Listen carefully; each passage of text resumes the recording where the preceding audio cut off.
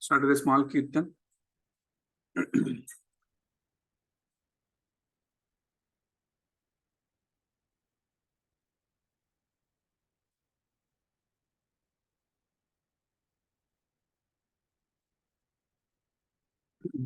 जय राधा माधव जय बिहारी गोपी जन वल्लभा गिरिवरधारी जय राधा माधव कुंज बिहारी गोपी जन वल्लभा गिरिवरधारी यशोदानंद यशोदानंद यमुना तीरावनचारी यमुना तीरावनचारी जय राधा माधव कुंज बिहारी गोपी जन वल्लभा गिरिवरधारी यशोदानंदन यमुना तीरावनचारी यमुना तीरावनचारी हरे कृष्णा कृष्णा कृष्णा हरे राम हरे राम हरे हरे कृष्णा कृष्णा कृष्णा हरे हरे राम राम हरे कृष्णा कृष्णा कृष्णा हरे हरे राम राम राम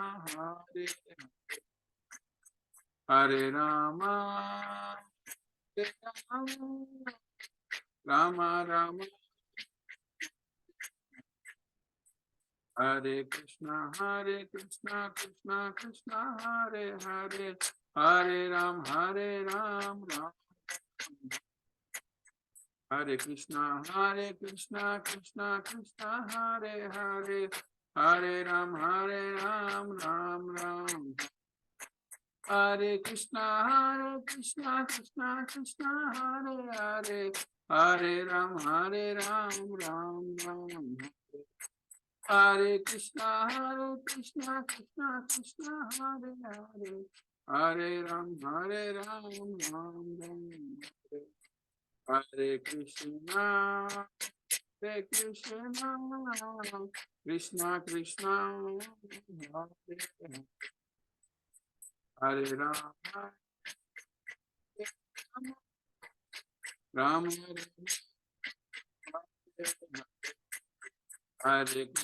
हरे कृष्णा कृष्णा हरे हरे हरे राम राम राम हरे कृष्णा कृष्णा हरे हरे राम राम राम हरे हरे कृष्णा कृष्णा हरे हरे राम राम हरे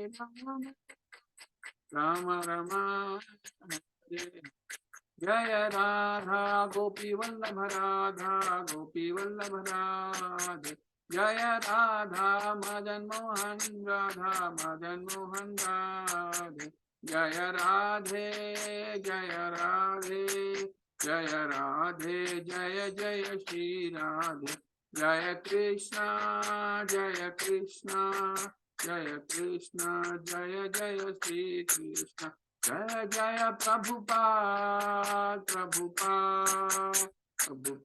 जय जय प्रभुपाद जय जय गुरुदेव जय जय गुरुदेव मिठा गौर हरि बोल मिठा गौर हरि बोल। प्रणाम संकीर्तन की जय। Start with prayers.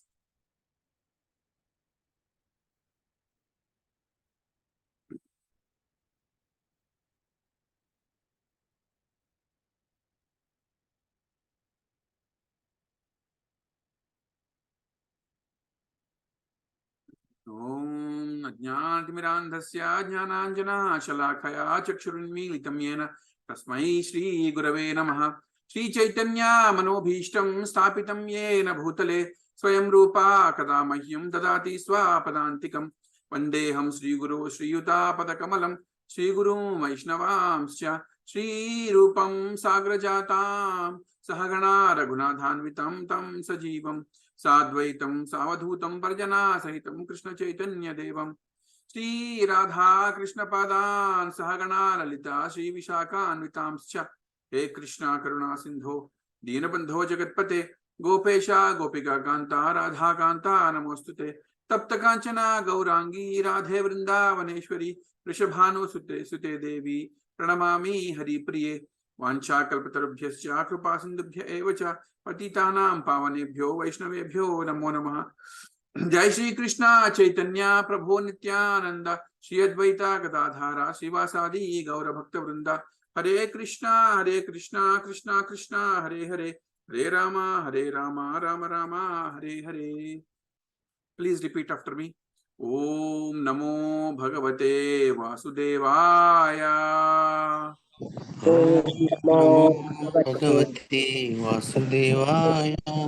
ओम नमो भगवते वासुदेवाय। ओम नमो भगवते वासुदेवाय। ओम नमो भगवते वासुदेवाय। ओम नमो भगवते वासुदेवाय। नारायणं नमस्कृत्यं नरं चैव नरोत्तमं देवीं सरस्वतीं व्यासं ततो जयमुदीरयेत्। नष्टप्रायेषु भद्रेषु नित्यं भागवत सेवया भगवती उत्तमश्लोके भक्तिर्भवती नैष्टिकी। कृष्णाय वासुदेवाय देवकी नंदनाय च नन्दगोपः कुमाराय गोविन्दाय नमो नमः। नमः पंकजनाभाय नमः पंकजमालिने नमः पंकजनेत्राय नमस्ते पंकजांग्रे। नमो महावदन्याय कृष्ण प्रेम प्रदायते कृष्णाय कृष्ण चैतन्य नामिने गौरत्विषे नमः।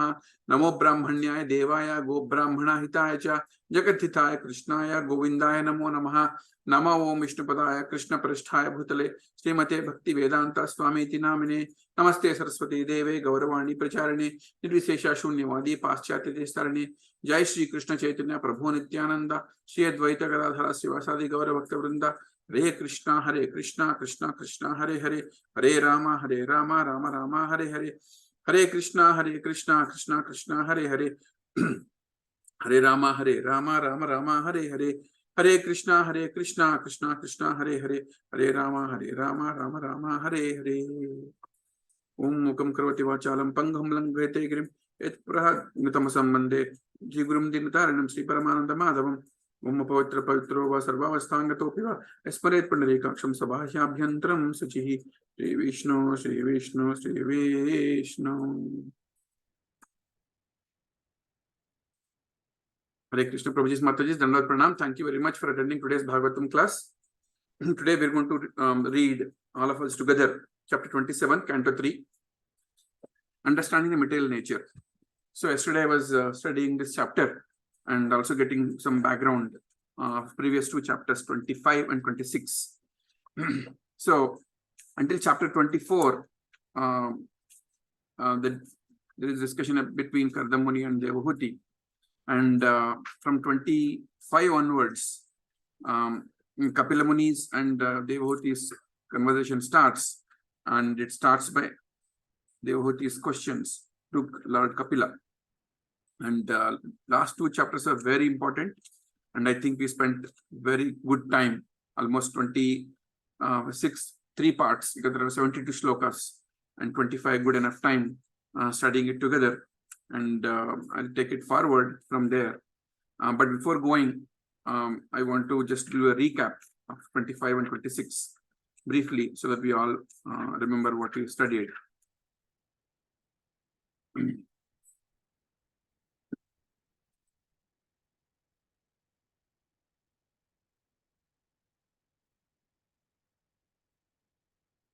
Chapter 25 is called The Glories of Devotional Service.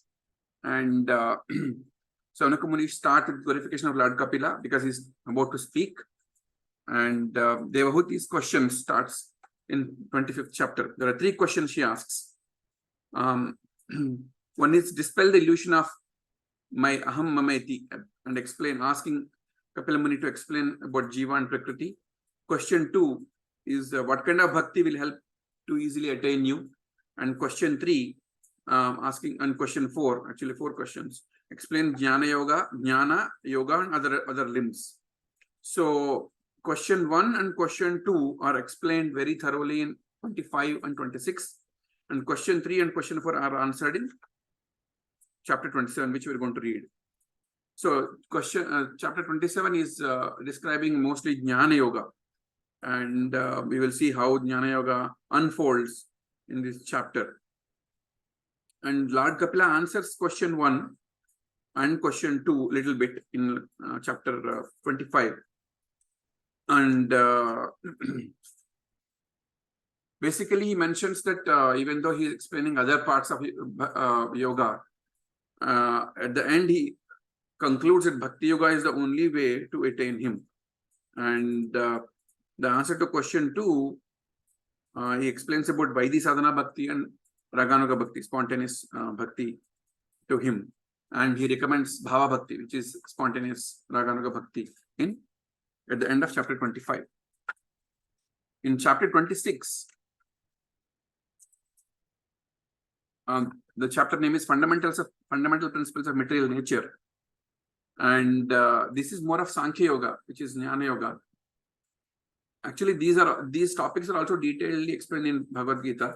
You'll see a lot of similarities of the explanations of different elements of 25 and 26 and 27 in Bhagavad Gita, many places.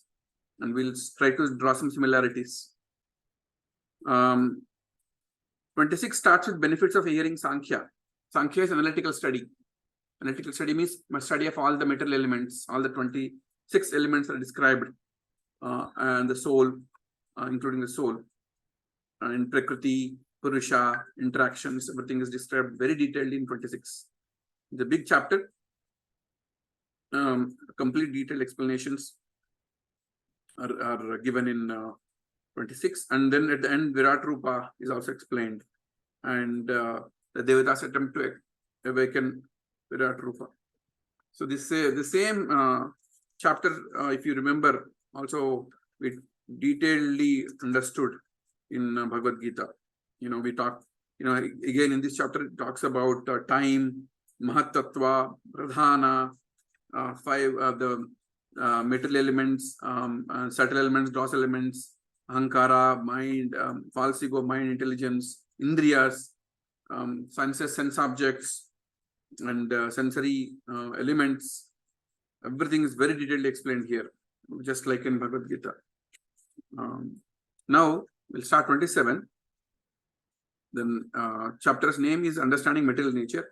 So the Sankhya Yoga is continuing, the Jnana Yoga is continuing in this. And Lord Kapila tries to explain more of that in 27. And it is more of Kapila Muni continues to speak in this chapter. And there are 30 shlokas in this chapter, and with very good purports, and we cannot move forward without even leaving one single purport. So my plan today is that we read all the purports, as many as possible. I don't want to brush through just the translations. So all of us will take turns and read all the translations and purports together, one by one. Shloka 1 to 5 is about Jiva in the conditional state. The cause of conditioning of Jiva is, Kapila Muni says, this is one of the answers to the question 3, part B. What's the cause of the condition of the living entity? It is false identification with Prakriti. It is explained in Shloka 2 and 4. And the solution is mentioned in Shloka 5, is to gradually control mind through Bhakti, Yoga and Virakti. And 6 to 11 talks about attaining liberation by yoga. Ashtanga Yoga, hearing and faith in the Lord, qualities to be cultivated by Jivas and characteristics of the Lord. 12 to 13, inferring the presence of soul and super soul. Kapila Muni talks about super and souls and super soul. 14 to 16, soul without material coverings. And there are a lot of analogies given here about how we mark ourselves associated with the body and how it feels like we are in a dream state. And 17 again, Devotee starts asking questions about liberation and how rare it is and what is the liberation means. And Kapil Muni answers again, starting from Sloka 21, and says intense practice of Bhakti Yoga is the only way. Intense practice. So the beauty of this chapter is, Kapil Muni is explaining Jnana Yoga in this chapter. At the end, he goes to Bhakti Yoga, and Prabhupada's purports. Every purport will have Bhakti Yoga in it, already mentioned, because Prabhupada knows in Kali Yuga we don't have time and we are very impatient. We'll just go through the pages very quickly, and he wanted us to get the complete gist of this chapter. People who are really into Jnana Yoga can read through all the Kapil Muni's understandings, but the purports immediately talk about Bhakti Yoga, and that's why we call him A.C. Bhakti Vedanta Swami Srila Prabhupada, and he gives us the Bhakti purports in all these slokas. So the discussion is in this chapter is Bhakti Mishra Jnana. So Jnana is mixed with Bhakti and given. And so let's start.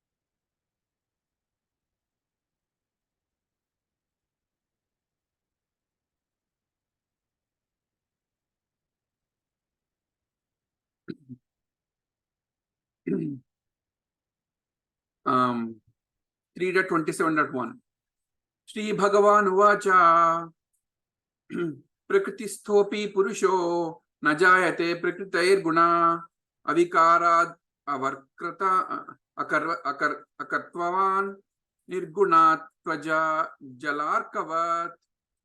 Translation: the personality of Godhead, Kapila, continued.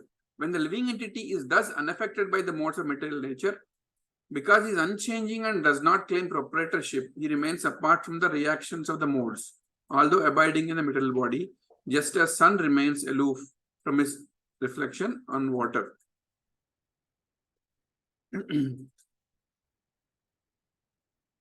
So, somebody can read the first paragraph of the purport, please. Hare Krishna Prabhuji. Yes, Prabhuji, please. In the previous chapter, Lord Kapil Deva has concluded that simply by beginning the discharge of devotional service, one can attain detachment and transcendental knowledge for understanding the science of God. Here, the same principle is confirmed. A person who is detached from the modes of material nature remains just like the sun reflected on water. When the sun is reflected on water, the movement of the water or the fullness or unsteadiness of the water cannot affect the sun. Similarly, Vasudev Bhagavati Bhakti Yoga Prayajita 12.7. When one engages fully in the activities of devotional service, Bhakti Yoga, he becomes just like the sun reflected on water. Although a devotee appears to be in the material world, actually he is in the transcendental world. As the reflection of the sun appears to be on the water, but is many millions of miles away from the water. So one engaged in the Bhakti Yoga process is nirguna, or unaffected by the qualities of material nature. Hare Krishna. Thank you, Prabhuji. Hare Krishna. So, in this sloka, Kapila Muni is explaining that the living entity, originally, the soul, is unaffected by the modes of material nature, because the explanation is given as the sun's reflection. Now, what we see is sun's reflection on water is a little bit wavering and disturbed, because the water waves are like moving here and there. When somebody looks into the water, they think the sun is moving or sun is disturbed. But originally the sun is not disturbed. So here the soul is compared to the sun, and the association of the material nature with the soul is described as the reflection of the sun on the water, right? But actually the sun is not affected. If you want to see how it is not affected, you have to look up and see the sun. It is steady, and it is also millions and millions of miles away. But because of the association of the material modes of the nature, the soul thinks it is affected, and because of the association of the body, it thinks it is affected. But it is aloof from it is aloof from the modes of the material nature, right? And how does one get the knowledge? When one engages fully in the active devotional service, bhakti yoga, he becomes just like the sun reflected in the water. A devotee, there are two comparisons here: a devotee and a materialistic person. Although a devotee appears to be in the material world, actually is in the transcendental world, because he knows that his soul is detached from the modes of the material nature. And even though he appears among ourselves, he is transcendental to this world.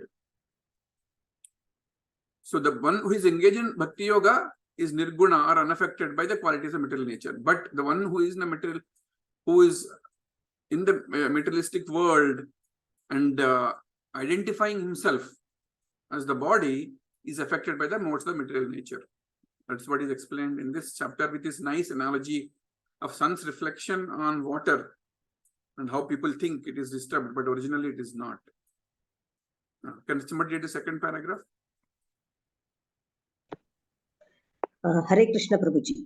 Hare I will Krishna. read. Avikara means without change. It is confirmed in Bhagavad Gita that each and every living entity is part and parcel of the Supreme Lord, and thus his eternal position is to cooperate or to dovetail his energy with the Supreme Lord.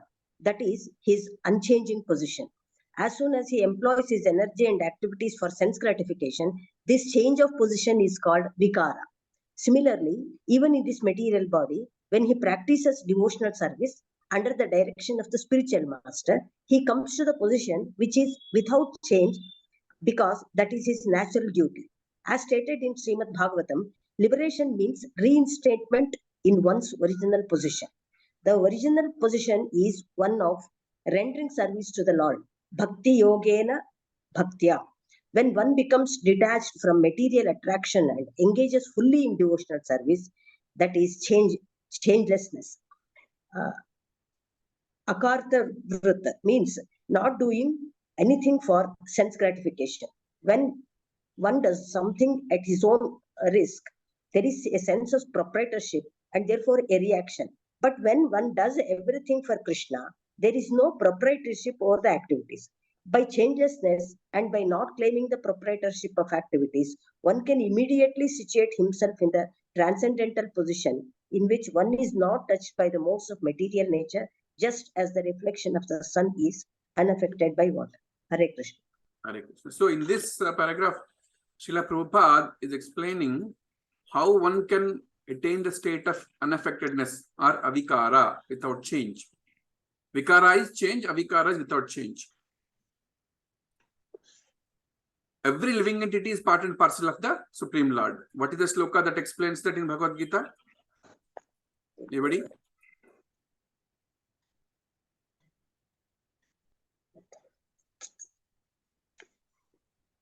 Mamaivamsho Jiva Bhuta Mamaivamsho Jiva Bhuta Sanatana. Bhuta Sanatana. So every living entity is part and parcel of the Supreme Lord. And the eternal position of the soul is to dovetail his energy with Supreme Lord.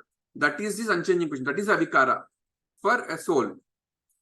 But as soon as this soul employs his energy in sense gratification, he becomes vikara. He's changing, because he's getting a material body and he's practicing attachment to sense gratification, he becomes vikara. But the moment he practices devotional service and channels his energy and towards the Supreme Lord, he becomes avikara, right?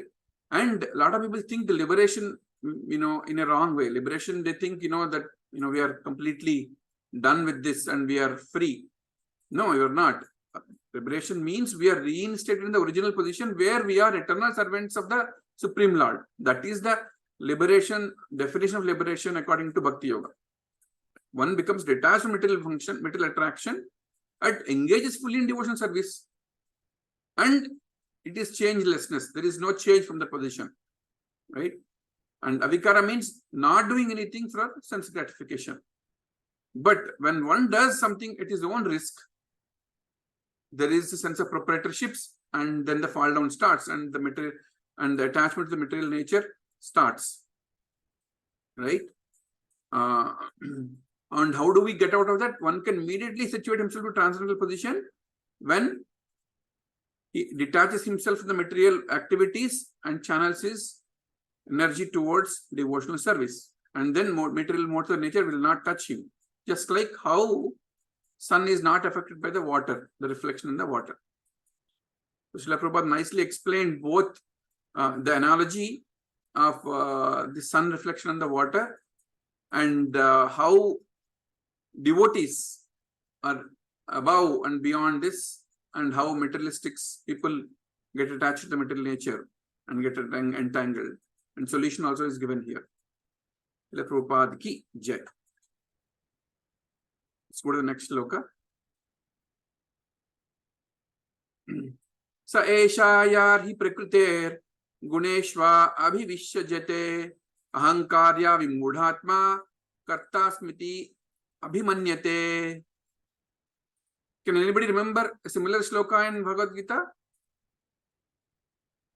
The last two sentences. Yes, Prabhupada.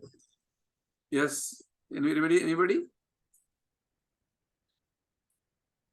Ahankara vimudhatma kartara iti manyate. The conditioned soul out of false ego thinks he is the doer. Similar explanation is given here. So a lot of parallels you can draw from this chapter to Bhagavad Gita. Translation. When the soul is under a spell of material nature and false ego, identifying his body as self, he becomes absorbed in material activities, and by the influence of the false ego, thinks he is the proprietor of everything. Exact same shloka in Bhagavad Gita is there, and same translation, different shloka though. Can somebody read the purport, please?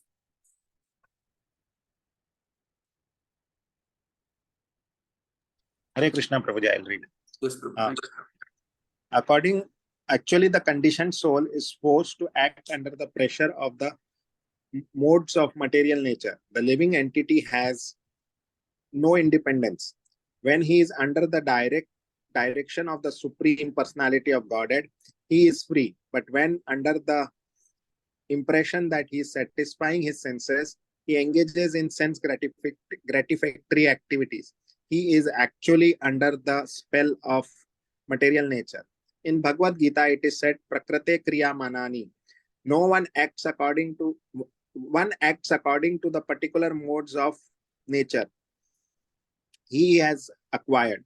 Guna refers to the qualities of nature. He is under the qualities of nature, but he falsely thinks that he is the proprietor.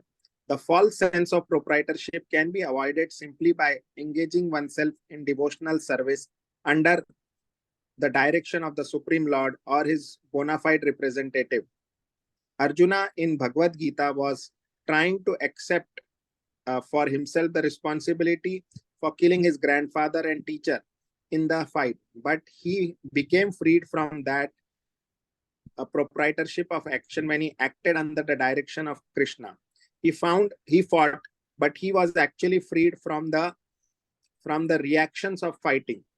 Although in the beginning, when he was non-violent, unwilling to fight, the entire responsibility was upon him. That is the difference between liberation and conditioning. A conditioned soul may be very good and act in the mode of goodness, but still he is conditioned under the spell of the material nature. A devotee, however, acts completely under the direction of the Supreme Lord. Thus, his actions may not appear to be of a very high quality to the common man, but the devotee has no responsibility. Super, excellent purport by Prabhupada. So, what Prabhupada is saying here is, the living entity thinks he's free when he's in the material world attached. Like, people think I'm free to do anything in this world when they're not in the path of bhakti, or like they don't know anything about it. But it's the opposite. They are bound by the Maya Shakti that they don't know. But the moment you surrender to Lord, the Supreme Lord, you are free. It's the opposite, isn't it? That's exactly what people think. People think, hey, don't ask me to come to satsang, don't ask me to do anything. I want to be free. But the sad part is they are not free. They are under the Maya Shakti of the material nature, and they are acting under the influence of the Maya Shakti, which they don't know. But the moment you realize that and you surrender to the Lord, then you're free, because you're free of any reactions, because you are doing exactly what the Lord is saying, and he takes complete responsibility of that, and you're free. And nicely Prabhupada has given an example of Arjuna. Arjuna in the beginning, when he is thinking about all the mental concoction of physical, in the first chapter, when he's complaining that, you're asking me to kill my grandfather, my friends, my relatives, he's unwilling to fight, I want to be non-violent, I will beg, I will not do all that. He is taking all the responsibility because he is thinking everything for himself, and he's completely bound by that because he's thinking of the material plane. The moment, he gave up and then he surrendered to the Lord and acted according to the Lord Krishna's instructions, he is free, because it is Lord's instructions, and Lord completely took the responsibility of whatever he said. I will take complete responsibility of whatever happens, and he is completely free, right? So that's the explanation here. Ahankara vimudatma kartara mitimanita. People under the influence of false ego think I am the doer, I am the proprietor, and in fact they are not, and they are more and more bound by this, right? The false sense of proprietorship can be avoided simply by engaging oneself in devotional service under the direction of the Supreme Lord or his bona fide representative, and that's exactly what we are doing. We are all getting engaged in services nicely. Like yesterday night, we had huge meeting about Rath Yatra, and a lot of services were given, a lot of people signed up for it, because we are doing the service for the Supreme Lord. And the moment we do that, we are completely free from any of the Maya, or we will not get bound by any of this Maya or sense gratification, because we are doing it for Krishna, right? The perfect, wonderful purport by Prabhupada. 27.3. Tena samsara padavim avasho bhetyai anirvrita prashangikai karmadoshai sadasan mishrayonishu. Again, you should remember another sloka from Bhagavad Gita based on this last verse. Sadasat yoni janmashu. People take birth in different living entity based on their karma. Translation: the conditioned soul therefore transmigrates into different species of life, higher and lower, because of his association with the modes of material nature. Unless he is relieved of material activities, he has to accept this position because of his faulty work. Because of how he associates with material nature, he takes birth in different living entities, right? Upper or lower, sad upper, asad lower, and animalistic living entities. Purport. Can somebody read the purport, please? Hare Krishna Prabhu. Hare Krishna Prabhu, please read. Purport by His Divine Grace A.C. Bhaktivedanta Swami Srila Prabhupada ki jai. Here the word karma doshai means by faulty actions. This refers to any activities, good or bad, performed in this material world. They are all contaminated. Faulty actions because of material association. The foolish conditioned soul may think that he is offering charity by opening hospitals for material benefit or by opening an educational institution for material education, but he does not know that all such work is also faulty because it will not give him relief from the process of transmigration from one body to another. It is clearly stated here, Sad Asan Mishra Yonishu. This means that one may take birth in a very high family, or he may take his birth in a higher planets among the demigods for his so-called pious activities in the material world. But this work is also faulty because it does not give liberation. To take birth in a nice place or a high family does not mean that one avoids undergoing the material tribulations, the pangs of birth, death, old age, and disease. A conditioned soul under the spell of material nature cannot understand that any action he performs for sense gratification is faulty, and that only his activities in devotional service to the Lord can give him release from the reaction of faulty activities. Because he does not cease such faulty activities, he has to change to different bodies, some high and some low. That is called samsara padavim, which means this material world from which there is no release. One who desires material liberation has to turn his activities to devotional service. There is no alternative. Hare Krishna. Hare Krishna, Hari Bol. So again, Prabhupada is telling the conditioned soul, how he transmigrates from different bodies based on the faulty actions. Karma doshai is the word here, faulty actions. It refers to any good or bad activities. It's not necessarily bad activities. Prabhupada is explaining how some people think they are very pious and they'll say, oh, I'm doing great to the entire world. I'm opening schools, I'm opening hospitals, charity, I'm doing a lot of charity. The key part of this purport is that even those are faulty, because that is the ultimate goal, is to get relief from this birth and death cycle, right? People don't know that you are always in this birth and death cycle and transmigrating from different bodies based on the actions you are doing. And any actions that you do that are at material level will not break the cycle. And a lot of the misconception that I'm good, I do a lot of good things, I'd never harm anybody, but you are not solving the problem of birth and death and breaking the cycle with those. Yes, if you do some pious activities, you will get good credits. You will go sad. Sad means like upper planets. You will take birth in there, and it's worse because you will spend a lot of time there and come down again. And then by the time you come down, already Kali Yuga is in 5,000 years now, will deteriorate more, and you have to undergo more Ghora Kali here. So Prabhupada said, don't even think about those things. Just give me this one life. Finish your activities, devotional service, bhakti, do service, and get out of this place.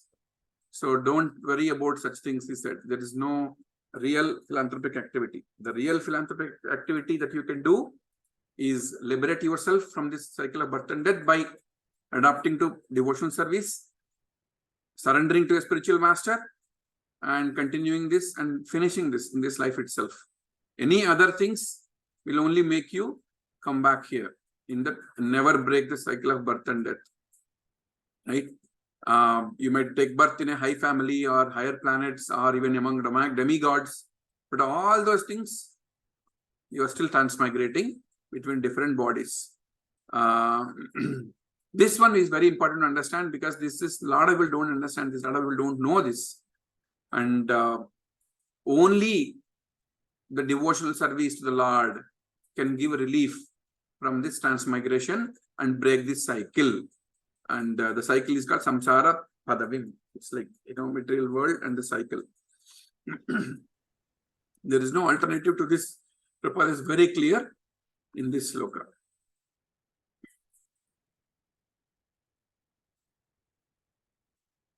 T.27.4 Arthehi avidyamane samsritair na nivartate dhyayato vishayan asya swapne na arthagamo yatha. Translation: actually, a living entity is transcendental to material existence, but because of his mentality of lording it over material nature, this material existential condition does not cease. And just as a dream, he is affected by all sorts of disadvantages. Purport. Can somebody read the first two paragraphs? Yeah, yes, you can read the entire purport, actually.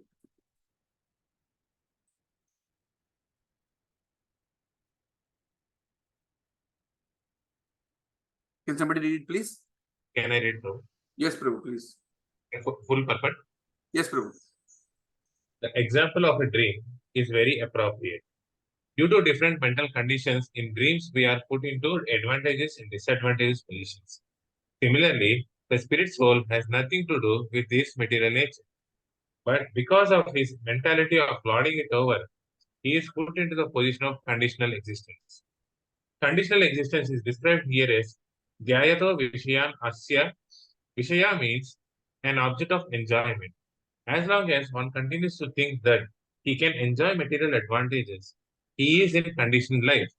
But as soon as he comes to his senses, he develops the knowledge that he is not the enjoyer. But the only enjoyer is the Supreme Personality of Godhead. As confirmed in Bhagavad Gita 5.29, he is the beneficiary for all the results of sacrifices and penances. Bhaktaram Yajnatapasi. And he is the proprietor of all the three worlds. Sarva Loka Maheshwara. He is the actual friend of all living entities. But instead of leaving proprietorship, enjoyment, natural position as a friend of all living entities to the Supreme Personality of Godhead, we claim that we are the proprietors, the enjoyers, and the friends. We perform philanthropic work, thinking that we are the friends of the human society. Someone may claim himself to be very good national worker, the best friend of the people and of the country. But actually, he cannot be the greatest friend of everyone. The only friend is Krishna. One should try to raise the consciousness of the conditioned soul to the platform of understanding that Krishna is his actual friend. If one makes friendship with Krishna, one will never be cheated, and he will get all help needed. Arousing this consciousness of conditioned soul is the greatest service, not posing oneself as a great friend of another living entity. The power of friendship is limited. Although one claims to be a friend, he cannot be friend unlimitedly. There are an unlimited number of living entities, and our resources are limited. Therefore, we cannot be any real benefit of to the people in general. The best service to the people in general is to awaken them to Krishna consciousness, so that they may know that a supreme enjoyer, supreme proprietor, and supreme friend is Krishna. Then this illusory dream of lording it over material nature will vanish. Hare Krishna. Hare Krishna. Another wonderful purport by Prabhupada. I hope you're all focusing and paying attention to this. Basically, in this is also a parallel.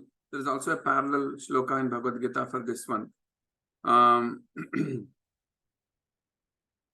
Living entity is transcendental to material existence. The living entity, the soul, is really above the material existence. But because it has this lording tendency, when it associates with the material nature and it thinks I'm the doer, and is affected by all sort of disadvantages, right? The mental conditions were put into that says I am the doer, and that gives all kind of disadvantages.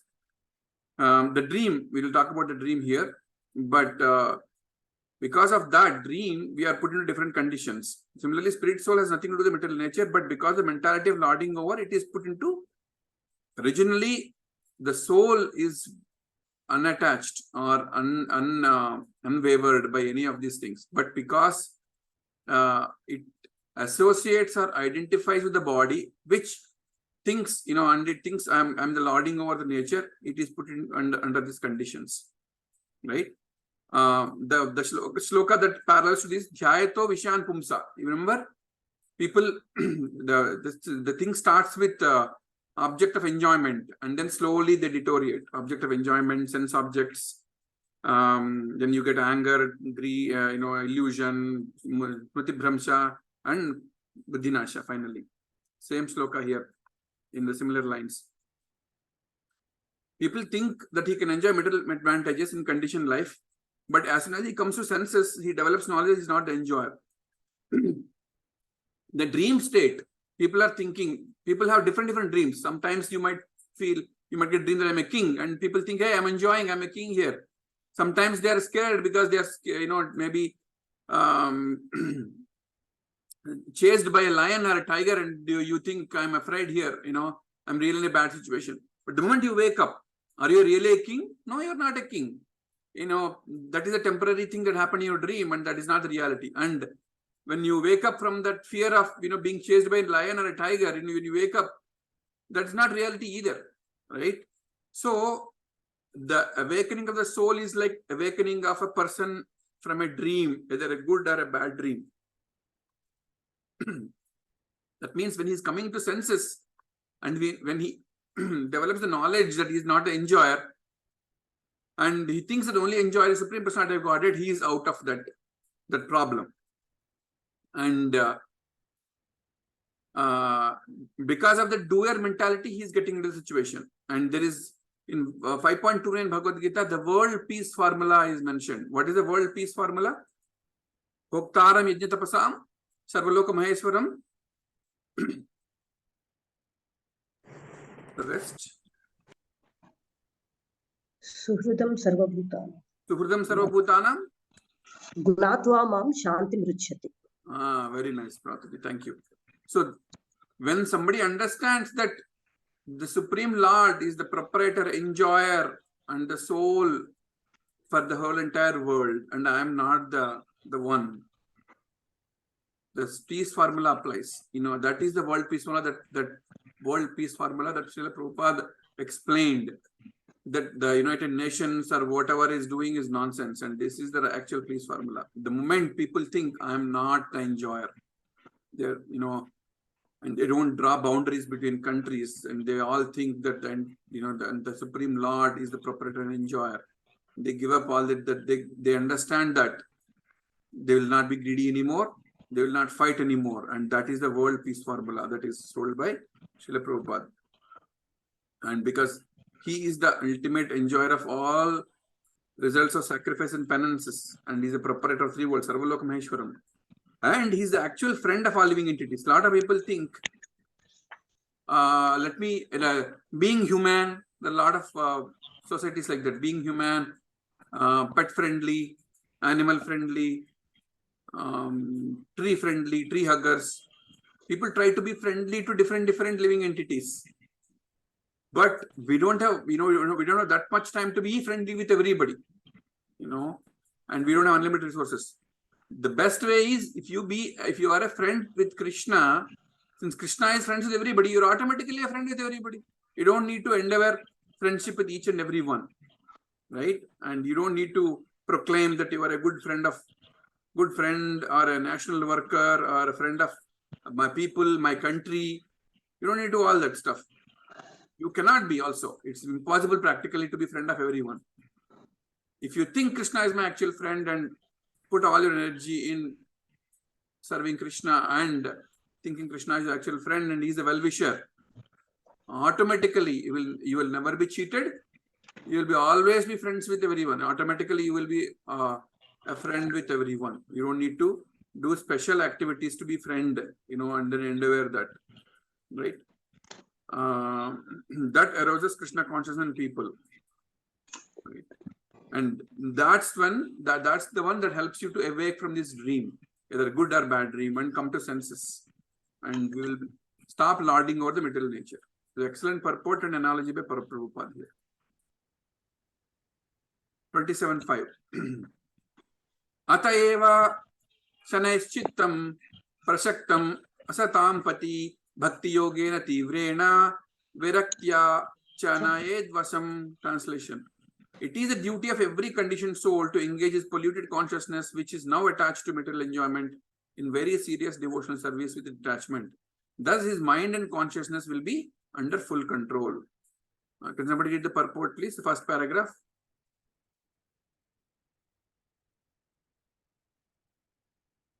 Hare Krishna, Prabhuji. Hare Krishna, Mataji, please. The process of liberation is very nicely explained in this verse. The cause of one's becoming conditioned by material nature is his thinking himself the enjoyer, the proprietor, or the friend of all living entities.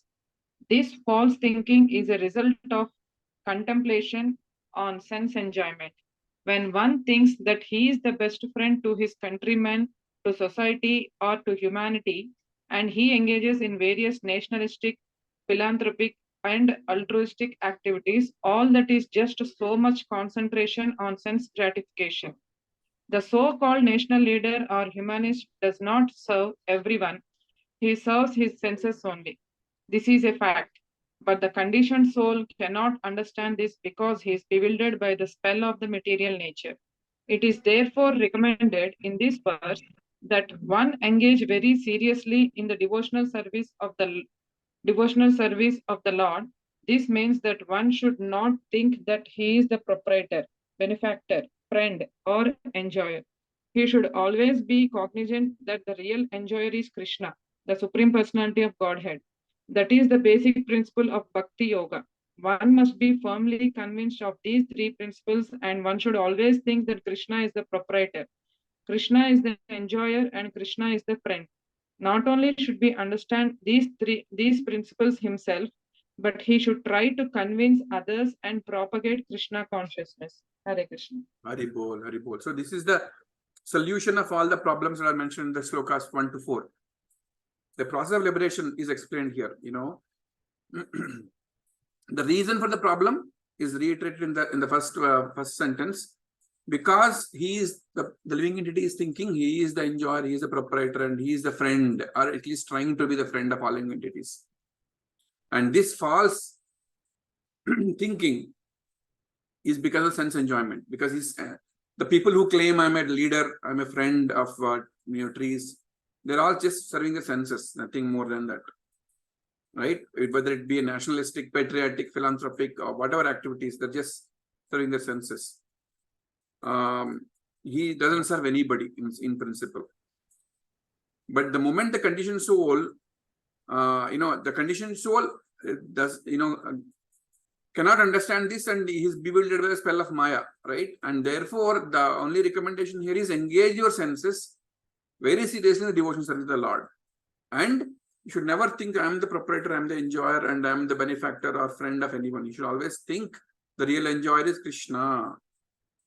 And once he is convinced in these principles, he is out of these problems.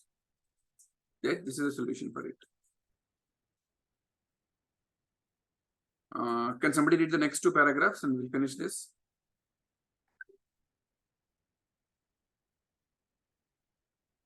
Krishna, can I read? Yes, Prabhuji, please. As soon as one engages in such serious devotional service of God, naturally the propensity to falsely claim lordship over material nature happens. That detachment is called vairagya. Instead of being absorbed in so-called material lordship, one engages in Krishna consciousness, that is control of consciousness. The yoga process necessitates controlling the senses, yoga indriya samyama. Since the senses are always active, their activities should be engaged in devotional service. We cannot stop their activities. If one wants to artificially stop the activities of the senses, his attempt will be failure. Even the great yogi Vishwamitra, who was trying to control his senses by a yoga process, fell victim to the beauty of Menaka. There are many such instances. Unless one's mind and consciousness are fully engaged in devotional service, there is always the opportunity for the mind to become occupied with the desires for sense gratification. One particular point mentioned in this verse is very significant. It is said here, Prasaktam asatam pati. The mind is always attracted by asat, temporary material existence. Because we have been associated with material nature since time immemorial, we have become accustomed to our attachment to this temporary material nature. The mind has to be fixed at the eternal lotus feet of the Supreme Lord. Savai Mana Krishna Padar Vindayu. One has to fix the mind at the lotus feet of Krishna, then everything will be very nice. Thus, the seriousness of Bhakti Yoga is best in Hare Krishna.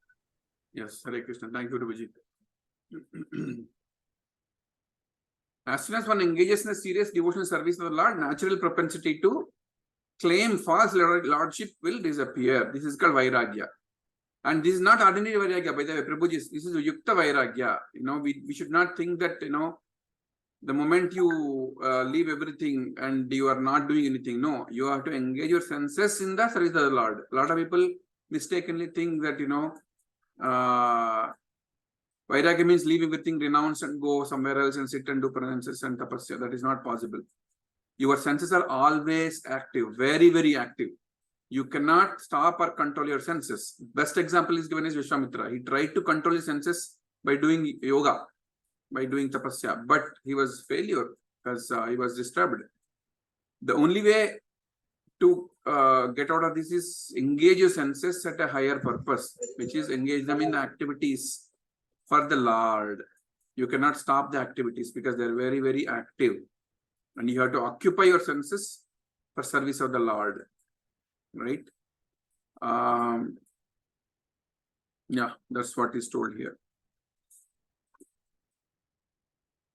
And the Bhakti Yoga starts. The Bhakti Yoga part is starting slowly, being explained by Arthapila. 327.6. Yamadibhir yoga patair abhyasan shraddhayan vitaha mai bhavena satyena mat katha shravanena cha.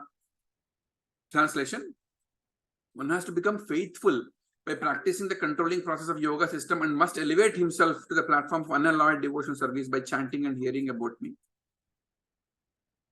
Purport. Can somebody read the purport?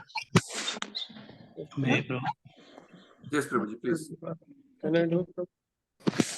Yoga is practiced in 8 different stages: Yama, Niyama, Asana, Pranayama, Pratyahara, Dharana, Dhyana, and Samadhi.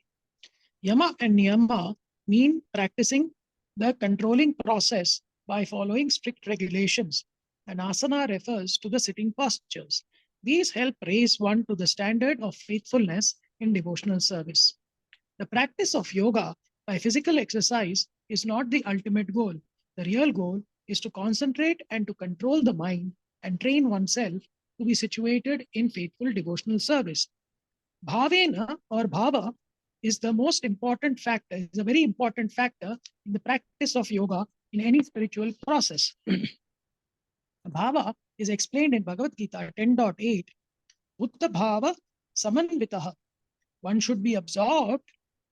Buddha bhava samanvitaha. One should be absorbed in the thought of love of Krishna. When one knows that Krishna, the Supreme Personality of Godhead, is the source of everything and that everything emanates from him, aham sarvasya prabhavo, then one understands the Vedanta aphorism, janmadhyasya yataha, the original source of everything, and then he can become absorbed in bhava, or the preliminary stage of love of Godhead. Rupa Goswami explains very nicely in Bhakti Rasamrita Sindhu how this bhava or preliminary stage of love of God is achieved. He states that one first of all has to become faithful. Shraddhayan vitaha. Faith is attained by controlling the senses, either by yoga practice, following the rules and regulations, and practicing the sitting postures, or by engaging directly in Bhakti Yoga, as recommended in the previous verse. Of the 9 different items of Bhakti Yoga, the first and foremost is to chant and hear about the Lord. That is also mentioned here. Mat katha shravanena cha. One may come to the standard of faithfulness by following the rules and regulations of the yoga system. And the same goal can be achieved simply by chanting and hearing about the transcendental activities of the Lord. The word cha is significant. Bhakti Yoga is direct and the other process is indirect.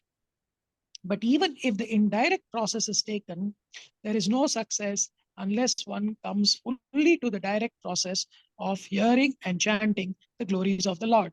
Therefore, the word Satyena is used here. In this connection, Swami Sridhara comments that Satyena means Nishkapatena, without duplicity. The imperialists are full of duplicity. Sometimes they pretend to execute devotional service, but their ultimate idea is to become one with the Supreme. This duplicity, kapata, the Bhagavatam does not allow this duplicity. In the beginning of Srimad Bhagavatam, it is clearly stated, Paramo Nirmatsaranam Satam. This treatise, Srimad Bhagavatam, is meant for those who are completely free from envy. The same point is again and again stressed here. Unless one is completely faithful to the Supreme Personality of Godhead and engages himself in the process of hearing and chanting the glories of the Lord, there is no possibility for liberation. Hare Krishna. Hare Krishna. Thank you very much, Prabhu, for reading this wonderful purport. So, as I remind you that this chapter is not about Bhakti Yoga, it's about Jnana Yoga. But because when you read the purports, you're seeing so much of Bhakti Yoga because Prabhupada wants us to remember that ultimate goal is Bhakti Yoga. Even though Kapil Muni is explaining about Jnana Yoga, Prabhupada, wants us to, understand that this is about Bhakti Yoga only. Because at the end, Kapil Muni ultimately tells Devahuti that the ultimate goal, the ultimate fastest way to attain me is Bhakti Yoga only. Even though this is a slow explanation. Even through Jnana Yoga, you can attain me, but it's a long process. You have to go through this Yama, Niyama, Asana, Pranayama, Pratyahara, Dharana, Dhyana, and Samadhi. And in the Samadhi state, then you can attain the Lord, the Paramatma. That is like, taking steps to 100 story building, whereas Bhakti Yoga is like taking an elevator straight, right? That Prabhupada explains many places. And it requires a lot of strict restrictions, and it is not possible in the current yoga. It's not even possible for us to sit in one place and chant properly. What to talk about Yama, Niyama, and Asana, and these things. The only one thing that we all know is asanas, because that's very popular. This is called yogasanas. But there's a very small part, one part of the Ashtanga Yoga, which helps you control your senses. That is for true. If you do it with the proper orientation, that is helping you to control senses, which will help you go through the Bhakti Yoga, that is good. The pranayama and asanas are good in that way. But that is not the ultimate goal. Ultimate goal of yoga is to huge. Huge is to get connected with the Lord. And that is what is missing in the current yoga places where they don't know actually what yoga means. Right? So, Buddha Bhava Samanvita. One should be absorbed in the thought of Lord Krishna. When somebody knows Krishna, Supreme Personality of Godhead, and then they know that everything is emanating from him, that's when you start the preliminary stage of love for Godhead. That's when you start loving the God. And there are 9 stages of bhakti, 9 stages to attain Lord. Anybody remember? Shraddha, Sadhu Sangha, Bhajana Kriya, Anartha Nivritti, Nishtha, Ruchi, Asakti, Bhava, Prema. Right? That is the stepping stones. And most of the people who are practicing are at the lower levels. Anartha Nivritti is very strong, very takes a long time. And we all read Bhakti Rasamrita Sindhu in our Bhakti Shastri course, and we read about these stages. And then the Bhava and Prema stages are the last ones, very high. We are at the very beginning now. We're all sadhakas. Right? And one of the 9 different of the Bhakti Yoga, the first and foremost is your. And then there is Shravanam Kirtanam told by Prahlad Maharaj. And the most important thing for us at this age is Shravanam, listening, which you are all doing nicely, sitting and listening every Saturday, Sunday, and Ekadashi, and you are reading on your own. Kirtanam, you are all participating in Kirtans, in whatever festivals we have, and on Sundays of programs, your own programs. These are very important. Bhakti Yoga is a direct process, right? How very simple. Just surrender to the Lord and do service to the devotees, because Lord is happy when he sees we are serving his devotees, more than him directly, right? Serve the devotees, serve the Guru, and that is the best way and the fastest way to advance in Bhakti Yoga, right?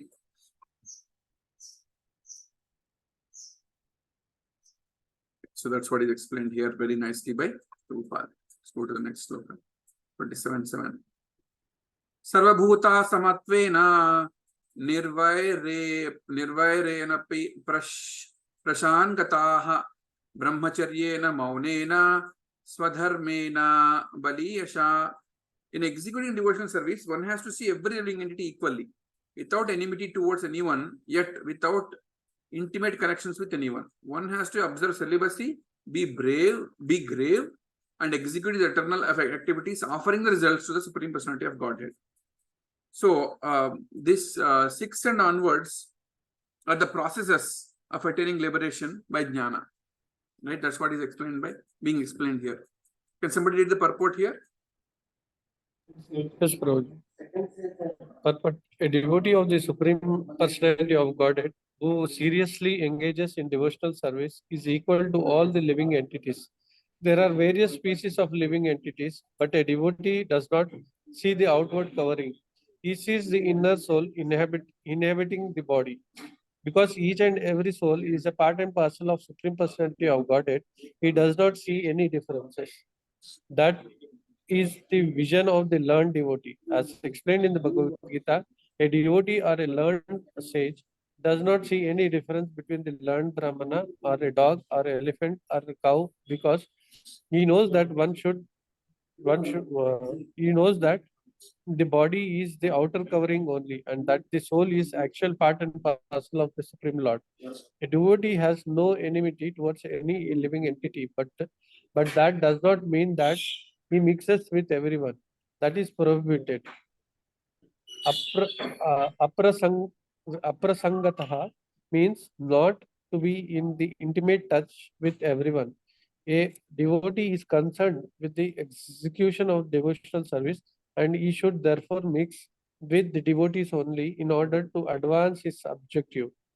He has no business mixing with others, for although he does not see anything as his enemy, his dealings are only with the person who engage in devotional service. A devotee observes the vow of celibacy. Celibacy does not necessitate that one has to be absolutely free from the sex life. Satisfaction with one's wife is permitted also under a vow of celibacy. The best policy is to avoid sex life altogether. That is preferable. Otherwise, a devotee can get married under religious principles and live peacefully with a wife. A devotee should not speak needlessly. A serious devotee has no time to speak of nonsense. He is always busy in Krishna consciousness. Whenever he speaks about Krishna. Mauna means silence. Silence does not mean that one should not speak at all, but that he should not speak of nonsense. He should be very enthusiastic in speaking about Krishna. Another important item described here is Vadharmena, or being exclusively occupied in one's eternal occupation, which is to act the eternal servitor of the Lord, or to act in the Krishna consciousness.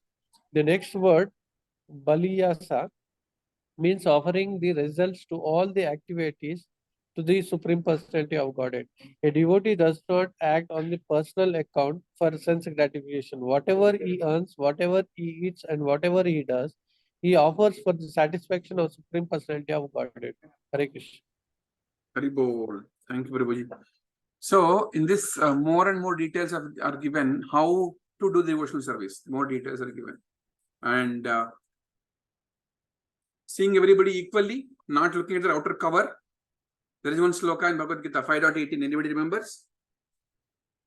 Vidyavinaya sampanne brahmane gavihastini sunichaiva swapakacheva sunichaiva swapakecha pandita samadarshina. A pandita, a learned man looks everybody at the same. Brahmana gavihastini, an elephant, a dog eater, everybody is same for him because he's looking at the inner soul, not the outer covering, right? So looking everybody equally, no enmity towards anyone, and no intimate connections either to anyone. And during celibacy and being grave meaning not be more silent, talk only about Krishna, not nonsense or prajalpa. These are the activities that help somebody be fixed in the path of devotional service, is what Prabhupada is telling. And you can see there are a lot of mix of, you can see a lot of slokas that you remember in Bhakti Shastri also, right? The 6 qualities, 6 things that deteriorate a devotee's life, and 6 things that help. Utsaha nishya dhairya tattat karma pravartanat. That is all the things that help a devotee to become better and stronger in devotional service. And then there are 6 things that will deteriorate a devotee. What are those?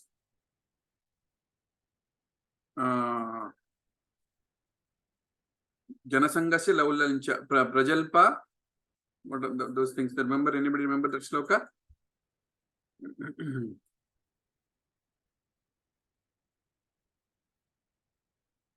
Yeah, I'm not remembering that. But yeah, there are 6 things that deteriorate. And again, you know, see parallels to the same shlokas here.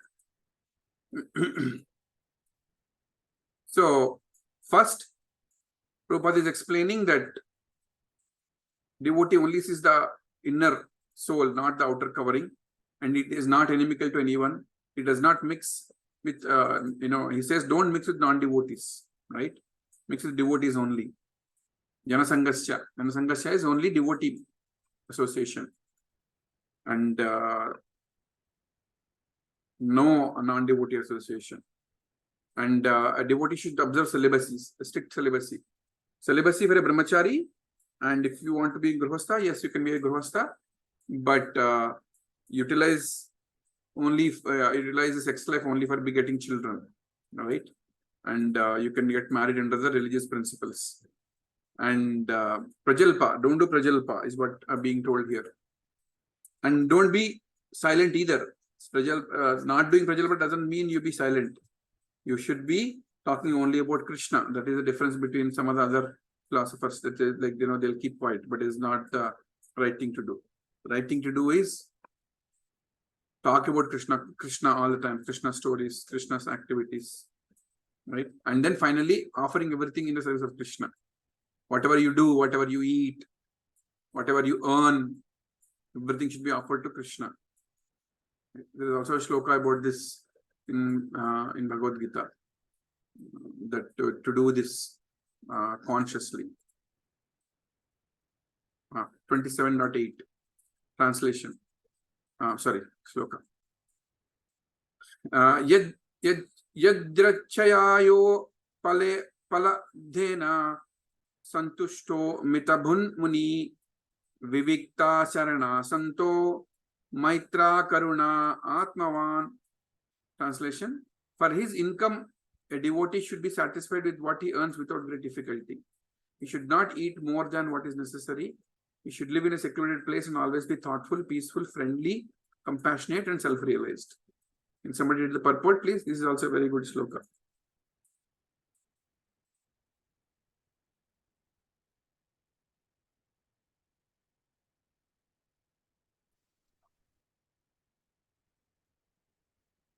Anyone? Hare Krishna, Prabhuji. You want me to read purport, Prabhuji? Yes, Prabhuji, please.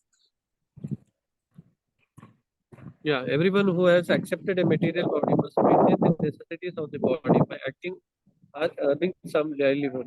A devotee should only work for such income as it is absolutely necessary. He should be satisfied always with such income and should not endeavor to earn more and more simply to accumulate the unnecessary. A person in the conditioned state who has no money is always found working very hard to earn some money, to earn some with the object of lording it over material nature. Kapila Deva instructs that we should not endeavor hard for the things which may come automatically. Yes. Yeah, which may come automatically without extraneous labor. The exact word used in the connection yadacharya means that every living entity has a predestined happiness and distress in his present body. This is called the law of karma. It is not possible that simply by the endeavors to accumulate more money, a person will be able to do so. Otherwise, almost everyone would be the same level of the wealth. In reality, everyone is earning and acquiring according to the predestined karma. According to the Bhagavatam conclusion, we are sometimes faced with the dangerous or miserable conditions without enduring for them. And similarly, we may have prosperous conditions without enduring for them. We are advised to let this. Can you move up, Prabhu? Here, we are advised to let. Yeah, we are advised to let these things come as destined, as predestined. We should engage our valuable time in prosecuting Krishna consciousness. In other words, one should be satisfied by his natural condition. If by predestination one is put into certain conditions of life which is not very prosperous in comparison to the another position, one should not be disturbed. We should simply try to utilize the valuable time to advance in Krishna consciousness. Advancement in Krishna consciousness does not depend on any material prosperous or distressed condition. It is free from the conditions imposed by the material life. A very poor man can execute Krishna consciousness as effectively as a rich person. One should therefore be very satisfied with his position as offered by the Lord. Another word here is mita bhuk. This means that one should eat only as much as necessary to maintain the body and soul together. One should not be gluttonous to satisfy the tongue. Grains, fruits, milk, and similar foods are allotted for human consumption. One should not exclusively eager to satisfy the tongue and eat that which is not meant for humanity. Particularly, a devotee should eat only prasada or a food which is offered to the personality of Godhead. His position is to accept the remnants of those foodstuffs. Innocent foods like grains, vegetables, fruits, flowers, and milk preparations are offered to the Lord, and there is no scope for offering food which is in the mode of passion and ignorance. A devotee should not be greedy. It is also recommended that a devotee should be a muni or thoughtful. He should always think of Krishna and how to render a better service to Supreme Personality of God. That should be his only anxiety. And materialistic is always thoughtful about improving his material condition. A devotee thoughts should always be engaged in improving his condition in Krishna consciousness. Therefore, he should be a muni. Hare Krishna. Excellent purport again. Thank you, Prabhuji. So I'm remembering this excellent sloka from Nectar of Instruction. Atyahara prayasascha prajalpo niyamagraha janasangasya laulyam cha shadbir bhaktir vinashyati, which I told already in the first sloka. What does it mean? One's devotional service is spoiled when he becomes too entangled in the following 6 activities. What are those? Eating too much, eating more than necessary, or collecting more funds than required. That is atyahara. Prayasa, over-endeavoring for mundane things that are very difficult to achieve. Prajalpa, talking unnecessary things about mundane subject matters. Niyamagraha, both are mentioned here. Practicing the spiritual rules and regulations only for the sake of following them, or not at all practicing them at all, or rejecting the rules and regulations of scriptures and working independently or whimsically.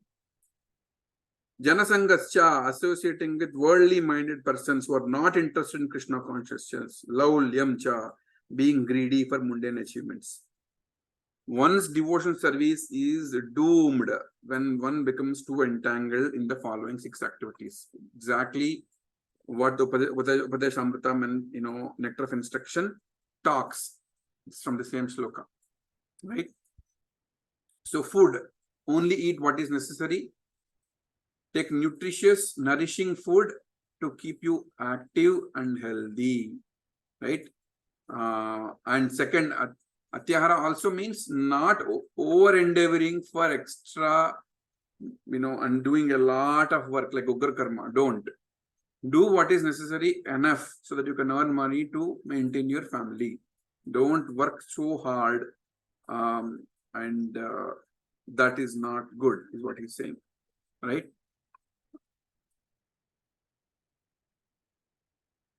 He's saying, Kapil Deva instructs that we should not endeavor hard for things which may come automatically without external labor.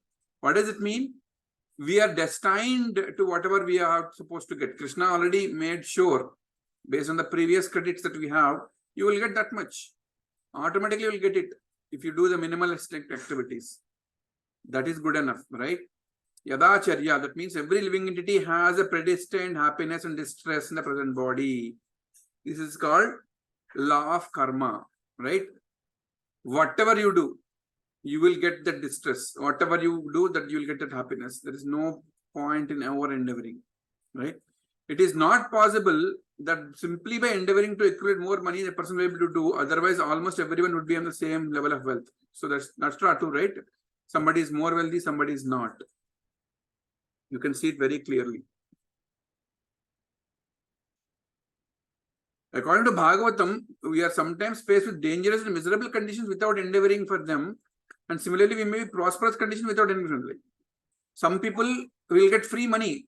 You will think, oh, why is this guy so rich? You know, I'm struggling here. I'm not getting enough money. That's all because of the previous karma. But also the bad part is they're burning their all good karma now and they are accumulating bad karma again this time, right? And we are asked to take them as they come and utilize the time that we have in Krishna consciousness in this life, right? Don't over endeavor and spend extra time in Guru Karma and lose the time. Utilize the time in Krishna consciousness. We are predestined to whatever is given to us, whatever comes, Krishna already decided for us. We just need to utilize the time very wisely, right? Yeah, he says very clearly, a very poor man can execute Krishna consciousness as effectively as a rich man. There is no difference. Don't need to think that if I am very rich, I will be doing a better service. No. One example is given by Prabhu, Lilananda Prabhu. There is one person near Abids and he's a rickshaw puller. And every Ekadashi, he and his wife takes Jagannath all over the place in the rickshaw itself. And they distribute murmura, the puffed rice. And he's much, much better than anybody else who is earning more money. Right? We don't need to think that Ambani or somebody will do a better service to Krishna than a rickshaw puller who is very sincere. Right? We should be satisfied with whatever position is given, and people will be able to do service in the same platform, same way, whatever position they are in. All right. And then about eating, mitabhuk, eat only limited, and sleep also only limited, whatever is necessary. Don't sleep, oversleep. And eat only prasadam. And sattvic food. What is sattvic food? Grains, milk, fruit. All these things were allocated for us. Ishavasham idan sarvam etkincham jagatam jagat. Again, in the sloka it said, we have been allocated a quota of things that we can enjoy. We should not cross the boundary of the quota and be greedy. So what is allocated for us to eat?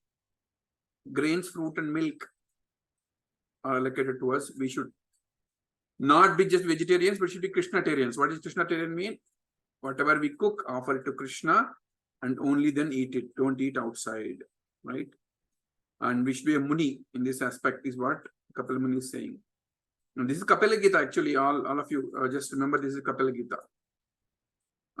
Next two paragraphs, please. Somebody can read these two.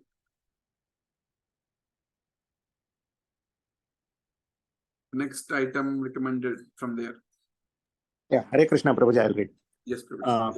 The next item recommended is that a devotee should live in a secluded place. Generally, a common man is interested in pounds, shillings, and pence, or materialistic advancement in life, which is unnecessary for a devotee. A devotee should select a place of residence where everyone is interested in devotional service. Generally, therefore, a devotee goes to a sacred place of pilgrimage where devotees live. It is recommended that he live in a place where there is no large number of ordinary men. It is very important to live in a secluded place. Vivikta Sharana. The next item is Shanta or peacefulness. The devotee should not be agitated. He should be satisfied with his natural income, eat only as much as he needs to keep his health, live in a secluded place and always remain peaceful. Peace of mind is necessary for prosecuting Krishna consciousness. The next, should I read the next paragraph also, Prabhuji? Please. The next item is Maitra, friendliness. A devotee should be friendly to everyone, but his intimate friendship should be with devotees only. With others, he should be official. He may say, yes, sir, what do you say is all right, but he is not intimate with them. A devotee should, however, have compassion for persons who are innocent, who are neither atheistic nor very much advanced in spiritual realization. A devotee should be compassionate towards them and instruct them as far as possible in making advancement in Krishna consciousness. A devotee should always remain Atmavan, or situated in a spiritual position. He should not forget that his main concern is to make advancement in spiritual consciousness or Krishna consciousness, and he should not ignorantly identify himself with the body or the mind. Atma means the body or the mind, but here the word Atmavan specially means that one should be self-possessed.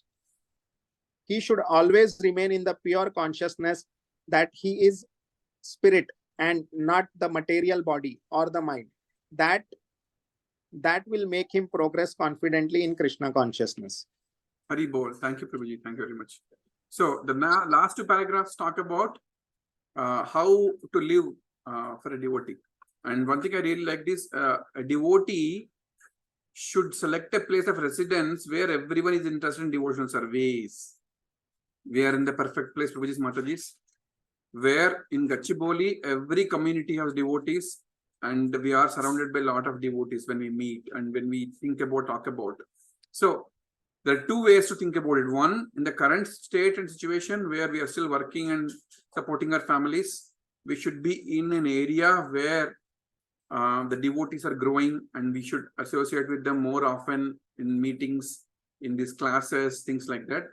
And Prabhupada says, after some time, when you get retired, it's better to go to a dham where there are very less number or no large number of ordinary men. That means many people always think about devotions like Mayapur and Vrindavan, but not now though. My take on that is now there's a lot of services needed here, and we are under the able guidance of Lilananda Prabhu. There's a lot of work to be done. We should go to those places, get inspired, come back and continue the service. But once we're out of our duties and responsibilities, when you are 55 plus, when, as Prabhupada says, when you retire, all of us, the best place to go and live is in a dham where very less ordinary people are there and many devotees are there.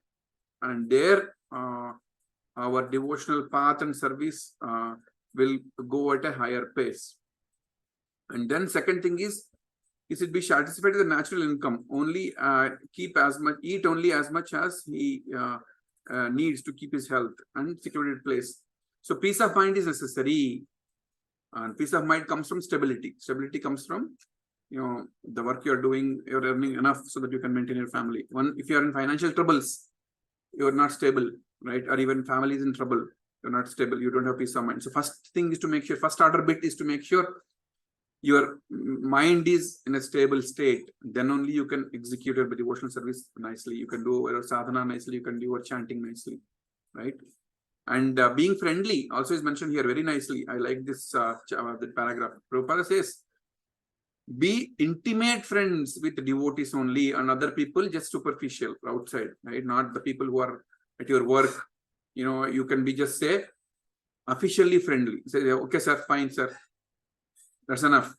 And but third parties, you should be very compassionate with the people who are innocent and who are not knowing this knowledge, right? You should be compassionate, and if they ask, you should definitely can tell. Like somebody are curious about what you're doing at office, I do tell them. I don't tell them forcibly, and I don't tell them myself.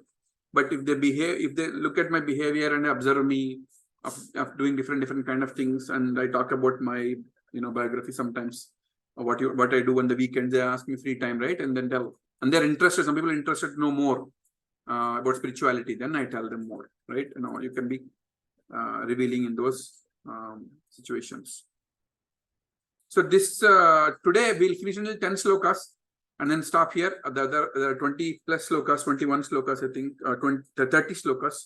The rest of them can be taken up later. Tomorrow there is a class. I'll ask Lilananda Prabhu. Tomorrow is Ekadashi. To finish the next 20 slokas, because these purports are very important, I feel, and we should all read it together, and I'm fortunate enough to read it along with you. 27:9.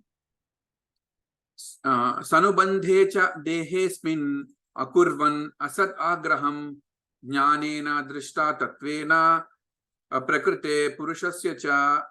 One's seeing power should be increased through knowledge of spirit and matter, and one should not unnecessarily identify himself with the body and thus become attracted by bodily relationships. I'll read this. The conditioned souls are eager to identify with body and consider that body is myself, and that anything in relation with the body or possessions of the body is mine. In Sanskrit, this is called aham mamata, and that is a root or cause of all conditional life. A person should see things as combination of matter and spirit. He should distinguish between the nature of the matter and the nature of the spirit, and his real identification should be with the spirit, not with the matter. By this knowledge, one should avoid false bodily concept of life. It's self-explanatory. 10. Nivritta buddhi avasthano duri bhutanya darshana upalabhyatmanatmanam chakshusevarkam atmadrik. Translation: one should be situated in a transcendental position beyond the stages of material consciousness and should be aloof from all other concepts of life. Thus, realizing freedom from false ego, one should see his own self just as he sees sun in the sky. I will read this. Consciousness acts in 3 stages under the material conception of life. When we are awake, consciousness acts in a particular way, and when you are asleep, it acts in a different way. And when we are asleep or in deep sleep, consciousness acts in still another way. To become Krishna conscious, one has to become transcendental to these 3 stages of consciousness. Our present consciousness should be freed from all perceptions of life other than consciousness of Krishna, the Supreme Personality of Godhead. This is called Dhuri Bhutyana Darshana, which means that when one attains perfect Krishna consciousness, he does not see anything but Krishna. In the Chaitanya Charitamrita, it is said that the perfect devotee may see many movable and immovable objects, but in everything he sees that energy of Krishna is acting. As soon as he remembers the energy of Krishna, he immediately remembers Krishna in his personal form. Therefore, in all his observations, he sees Krishna only. The Brahma Samhita 5.38 is stated that when one's eyes are smeared with love of Krishna, Premanjana Churita Bhakti Vilochanena, he always sees Krishna outside and inside. This is confirmed here. One should be freed from all the other vision, and in that way he is freed from the false egoistic identification and sees himself as the eternal servitor of Lord Krishna. Chakshushevarkam, as we can see that the sun without a doubt, one who is fully developed in Krishna consciousness sees Krishna and his energy. By this vision, one becomes Atma Drik, self-realized. When the false ego of identifying the body with the self is removed, the actual vision of life is perceivable. The senses, therefore, are also become purified. Real service of the Lord begins when the senses are purified. One does not have to stop the activity of the senses, but the false ego of identifying with the body has to be removed. Then the senses automatically become purified, and with purified senses, one can actually discharge devotional service. So, in this paragraph, 3 stages of sleep are defined. Deep sleep, the 3 stages of awakening are defined. Consciousness, deep sleep, what are those? Awake, consciousness, in active, different. Deep sleep, consciousness, as acts. Shallow sleeper, but consciousness act in 3 different stages. When you are awake, awakeness, consciousness act in particular way. Asleep, awake, being asleep, and being deep sleep. In these 3 stages of things, your consciousness acts in a different way. But when to become Krishna consciousness, one has to become transcendental to these stages. That means when you are awake, when you are asleep, when you are in deep sleep, all 3 stages, you should always be conscious about Krishna, the Supreme Personality of Godhead. That's what is being told here.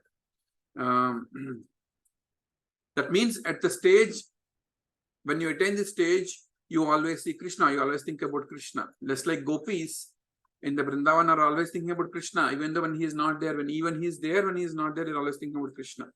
They are thinking about Krishna while churning milk, while boiling milk, they're thinking about Krishna when they're churning buttermilk. They're thinking about Krishna when they're making chapatis. Every time, every minute, they're thinking about Krishna. And that is the stage we need to attain to, right? Either by remembering Krishna or by his energies, right? When we are working on something, you can always think, oh, this is the energy of Krishna I'm experiencing. And thus you remember Krishna, right? Either his energy or himself, both. And when we get that, when we get that view, when we get the chakshu, is when we get the premanjana churita bhakti vilochana, when you are anointed with the ointment of bhakti, you will see Krishna everywhere, both through his energies and himself, right? And that's when one becomes self-realized, Atmadrik, right? That's what he's told here. So that is the end of the 10th shloka. From 11th to 30th, Kapila Muni talks about the super soul and the relation between soul and super soul. And there are more questions by Devahuti. Question 4a is asked. And Kapila Muni concludes with recommending intense practice of bhakti. Tivra bhakti, he recommends. And final liberation of yogi, he talks about, because these are all jnana yoga, if you remember. And he talks about how a yogi can be liberated. So I'll end this today. Thank you very much for your time reading Bhagavatam with me, helping me read it along with you and preparing a wonderful chapter and wonderful recitation by all of you. Any questions, comments, please do let me know. We can discuss for a few minutes and then close this.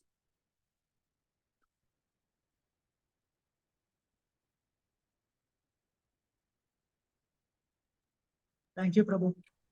A wonderful lecture. Thank you, Prabhuji. Thank you, Prabhuji. Hare Krishna. Hare Krishna, Danda Pranam. Thank you very much, everyone, for attending the class and reading along with me. I learned a lot today. Please forgive me if I spoke anything wrong. Thank you very much. Hare Krishna, Prabhuji, Dandavat Pranam. Hare Krishna, Mataji, Dandavat Pranam. Hare Krishna. Prabhuji, you were mentioning only 3 items, Prabhuji: milk, fruits and grains, and not vegetables, Prabhuji. Vegetables are there, Mataji. I think maybe I didn't read it, but it is there in the purports. Okay, Prabhuji. Because twice you repeated the same 3.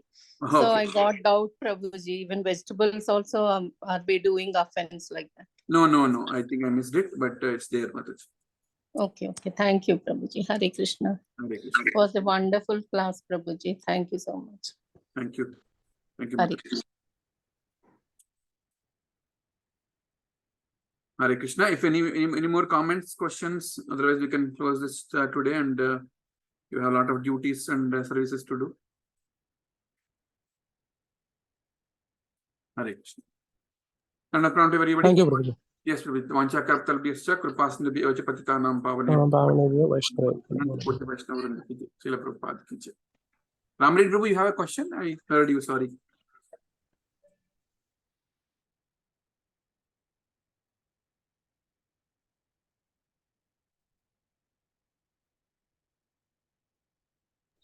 No, Prabhu. Okay.